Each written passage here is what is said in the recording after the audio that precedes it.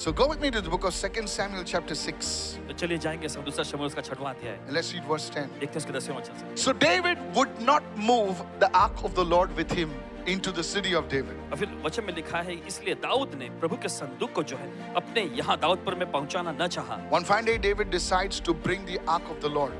देखिए एक अच्छे दिन में दाऊद ने ऐसा फैसला लिया कि परमेश्वर के संदूक को जो है वो अपने भवन में लाएगा। And he decides his own way.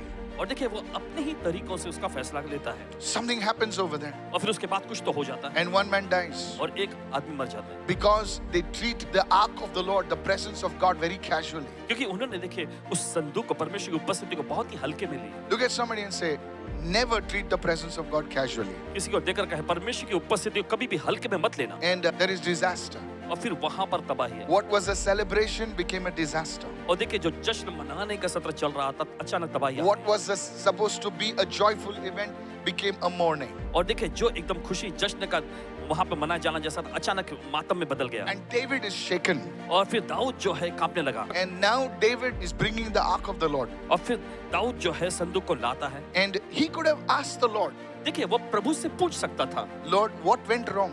कि प्रभु क्या गलत हुआ। But you see, David was in a place of offense. लेकिन आप देखते हैं दाऊद जो है ठेस खाने के स्थान पर आ No गया। matter how strong you are in the Lord, इससे फर्क नहीं पड़ता कि प्रभु में आप कितने मजबूत no या matter बलवान how anointed you are in the Lord, हैं। इससे फर्क नहीं पड़ता कि प्रभु में आप कितने अभिषेकित when हैं। you come to the place of offense, at that time you cannot receive direction from the Lord. देखिए जब आप ठेस के उस स्थान पर आते हैं उस वक्त ऐसा होगा कि आप परमेश्वर से कुछ भी मार्गदर्शन नहीं पा सकेंगे। Some of the people are offended with God.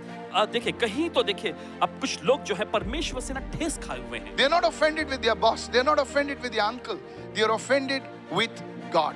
और देखिए वे अपने बॉस या अपने अंकल से ठेस नहीं खाए हैं लेकिन सीधे परमेश्वर से उनको ठेस लगी है। Why didn't this my job work out? और ये मेरा काम क्यों नहीं हो पाया। Why didn't things with Sheila work out? और वो शीला के साथ जो मेरा रिश्ता क्यों आगे नहीं बढ़ पाया। Why didn't Harry marry me?